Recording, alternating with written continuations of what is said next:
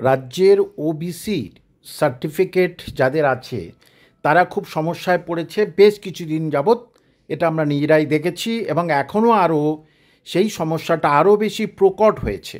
রাজ্য সরকার একটার পর একটা রাজ্যের চাকরি পরীক্ষার্থী বা স্টুডেন্টদের জন্য একটার পর একটা বিপদমূলক কাজ করে চলেছে, যেটা আমরা স্কুল সার্ভিস কমিশনে দেখেছি, প্রাইমারিতে দেখছি, পিএসসিতে দেখছি ইত্যাদিতে। এখন ওবিসি সার্টিফিকেট আপনারা নিশ্চয়ই জানেন 2010-এর পরে যাদের ওবিসি সার্টিফিকেট আছে এ এবং বি, সেটা হাইকোর্ট ক্যান্সেল করেছে এবং সুপ্রিম কোর্টে সেটা এখনও পড়েই আছে এবং রাজ্য সরকার এই নিয়ে কোনো তদবির করছে না যে তাড়াতাড়ি এটা কিভাবে সমাধান করা যায়, সেটা নিয়ে কিন্তু রাজ্য সরকার একেবারে উদ্যোগী নয়।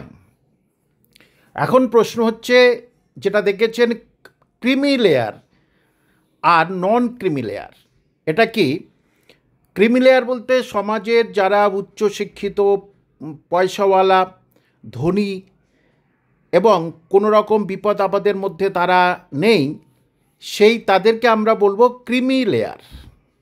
আর নন ক্রিমি লেয়ার বলতে একেবারে পিছিয়ে পড়া যারা আছে, অর্থনৈতিকভাবে, সামাজিকভাবে, লেখাপড়া সব দিক থেকে শিক্ষা দীক্ষায় পিছিয়ে, তাদেরকে বলা হয় নন ক্রিমি লেয়ার। এই নন ক্রিমি লেয়ার যারা পশ্চিমবঙ্গে আছে, ওবিসি এ এবং ওবিসি বি 77টা গোষ্ঠী, তার ভিতরে সংখ্যালঘু অনেক বেশি এবং এরা কিন্তু এই নন ক্রিমি লেয়ার সার্টিফিকেটটা পাচ্ছে না। এমনকি 2010 সালের আগে যারা এই সার্টিফিকেট নিতে যাচ্ছে ডিএম অফিস থেকে, সেখানে কিন্তু তাদের নন ক্রিমি লেয়ার সার্টিফিকেট দেওয়া হচ্ছে না। কয়েকটা জেলায় দেওয়া হচ্ছে, কিন্তু বাদবাকি জেলায় কিন্তু এই 2010-এর আগে যারা পেয়েছে তাদেরকে কিন্তু এই নন ক্রিমি লেয়ার সার্টিফিকেট দেওয়া হচ্ছে না। তার ফলে এটা তো তাদের কোনো দোষ নেই।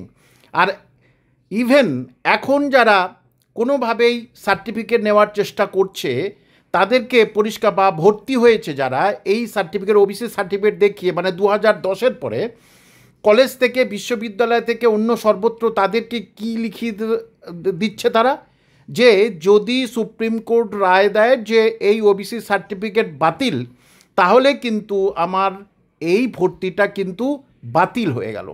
এতে মাথায় হাত রাজ্যের ছাত্রছাত্রীদের, তারা চাকরির পরীক্ষাতে দিতে পারছে না। কারণ কেন্দ্রীয় সরকার থেকে যদি ওবিসি হয় তাহলে ঠিক আছে, অনেকে করছে, অনেকে করতে যাচ্ছে, আবার পারছে না। কিন্তু এখন তো তড়িঘড়ি করে ওই কেন্দ্রীয় সার্টিফিকেট, ওবিসি সার্টিফিকেট পাওয়া কষ্টকর।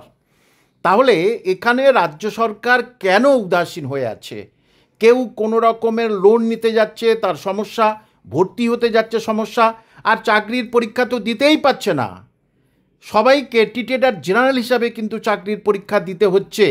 তাহলে ওবিসি এ এবং বির মধ্যে থেকেও কেন তাকে টিটেডার জেনারেল করতে হচ্ছে? তার ফলে যারা জেনারেল আছে তারাও সমস্যার মধ্যে পড়ছে, কারণ জেনারেলদের কম্পিটিশান প্রচুর বেড়ে যাচ্ছে। তাই রাজ্য সরকার কেন এইটা নিয়ে বেশি উদ্যোগী হচ্ছে না সুপ্রিম কোর্টে আমি বলতে পারবো না। যেভাবেই এসএলএসটি নিয়েও যেমন গা ছাড়া ভাব, ঠিক তেমনি সুপ্রিম কোর্টেও এই ওবিসি মামলা নিয়ে কিন্তু গা ছাড়া ভাব। এবং রাজ্য সরকার যদি একটু সত্যিকারে একটু আপনাদের প্রতি সব খোলা হৃদয়ের হয়, আপনাদের প্রতি একটি সহানুভূতি দেখায়, তাহলে কিন্তু সুপ্রিম কোর্টে এই মামলা তাড়াতাড়ি শেষ হয়ে যাবে। কিন্তু এই রাজ্যের যা অবস্থা, তাতে কিন্তু রাজ্য সরকার নিজে গদি বাঁচানোর জন্য চেষ্টা করছে, আর বিরোধীরাও সেটা হচ্ছে কি গদি থেকে ফেলার চেষ্টা করছে, যেটা দেখতে পাচ্ছি কদিন যাবৎ। সুতরাং আপনাদের জন্য কিন্তু কেউ কিছু ভাবছে না, যে আপনারা যারা শিক্ষিত যুবক যুবতী আছেন, যারা নানারকম চাকরির পরীক্ষা দিচ্ছেন, যারা উচ্চ শিক্ষার জন্য আবেদন করছে, যারা পিএইচডি এমফিল করার জন্য আবেদন করছেন, তাদের প্রতি কিন্তু উদাসীন হয়েছে এই সরকার। এবং কতদিন আপনাদের প্রতি উদাসীন থাকবে সেটা বুঝতে পারছি না, কারণ এর প্রহর কিন্তু আরও বেড়ে গেল, সময় কিন্তু আরও বেড়ে গেল।